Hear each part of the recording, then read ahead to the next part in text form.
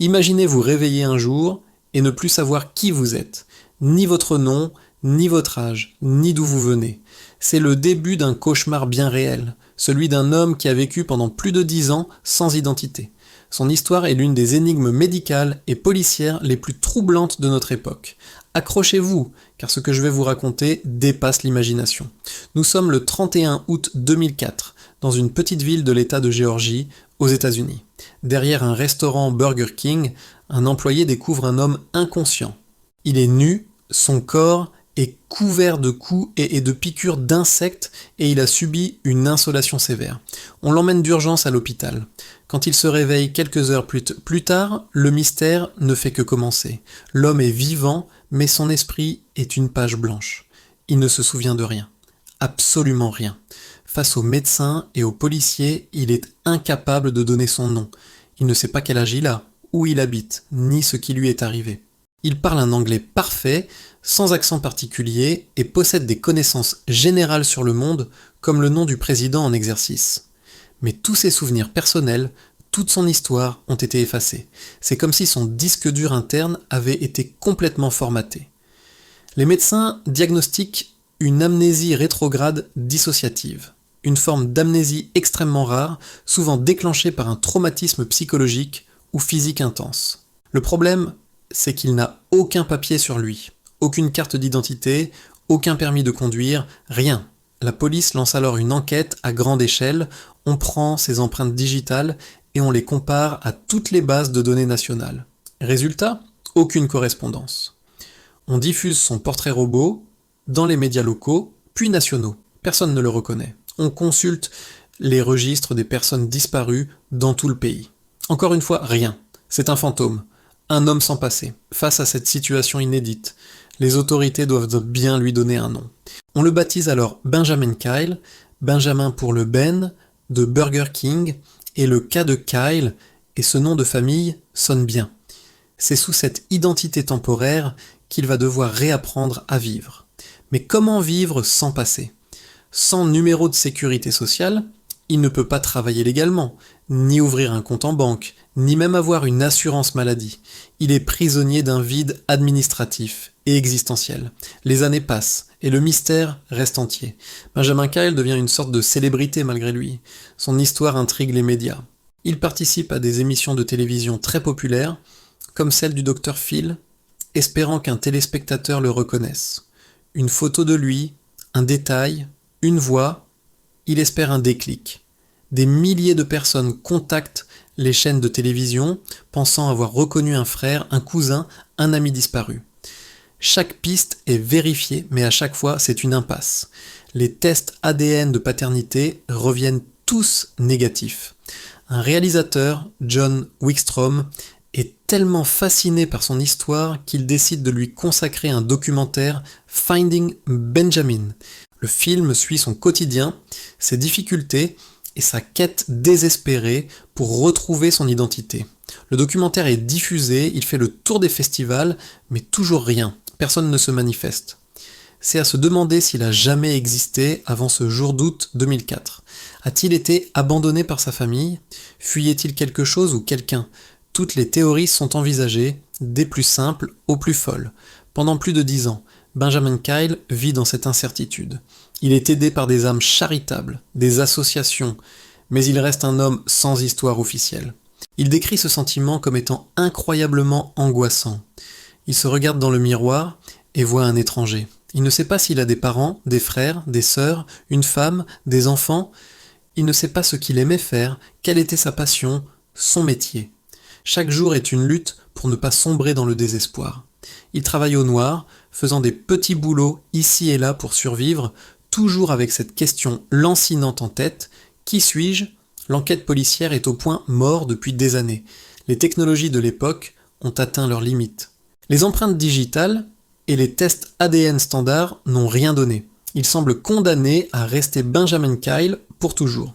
Mais au début des années 2010, une nouvelle technologie commence à faire parler d'elle, la généalogie génétique.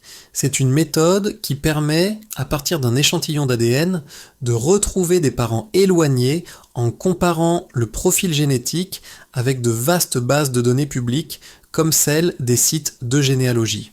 Une généalogiste de renom, Ceci Moore, entend parler de l'affaire Benjamin Kyle. Elle est connue pour avoir résolu des dizaines de cas de personnes à l'identité inconnue ou d'affaires criminelles grâce à cette nouvelle technique. Elle décide de prendre le dossier en main bénévolement. C'est le dernier espoir. En 2015, elle obtient un échantillon de l'ADN de Benjamin et le soumet à une analyse approfondie. Le processus est long et complexe. Il s'agit de trouver des correspondances ADN, c'est-à-dire des personnes qui partagent des segments d'ADN avec lui, et de remonter les arbres généalogiques pour trouver un ancêtre commun. Pendant des mois, Ceci Moore et son équipe de bénévoles travaillent bout d'arrache-pied. Ils identifient plusieurs cousins au 3e ou 4e degré. C'est un travail de fourmi. Ils reconstituent des branches familiales entières, remontant parfois jusqu'au 19e siècle, pour ensuite redescendre génération par génération. Et finalement, le miracle se produit.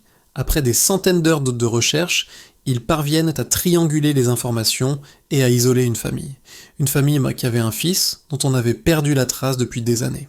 C'est ainsi qu'en septembre 2015, après 11 ans, 1 mois et une quinzaine de jours de mystère, Benjamin Kyle apprend enfin son véritable nom.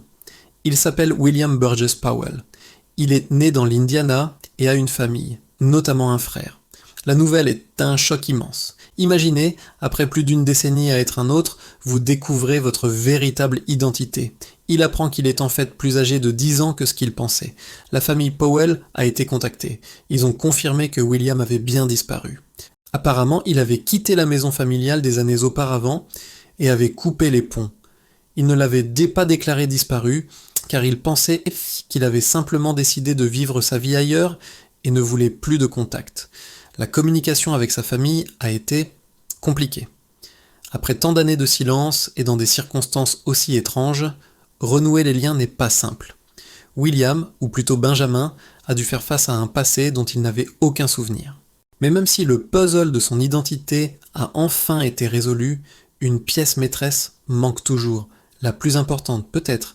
Qu'est-il arrivé à William Burgess Powell entre le moment où il a quitté sa famille et ce jour d'août 2004 où il a été retrouvé derrière ce Burger King?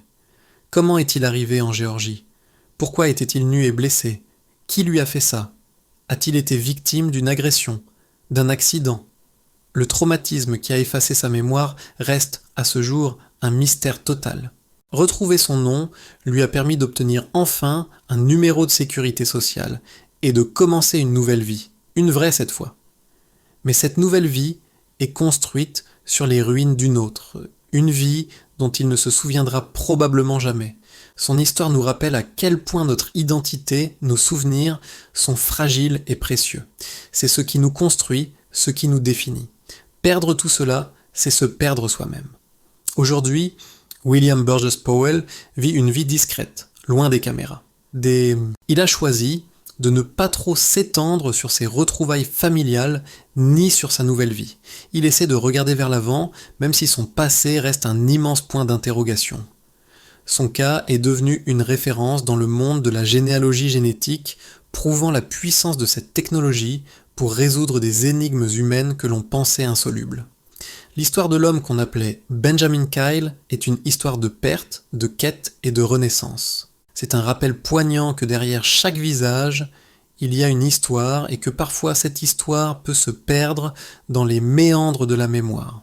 Et même si on connaît son nom, une partie de lui restera à jamais cet inconnu retrouvé derrière un fast-food, un fantôme qui a erré parmi nous pendant 11 longues années.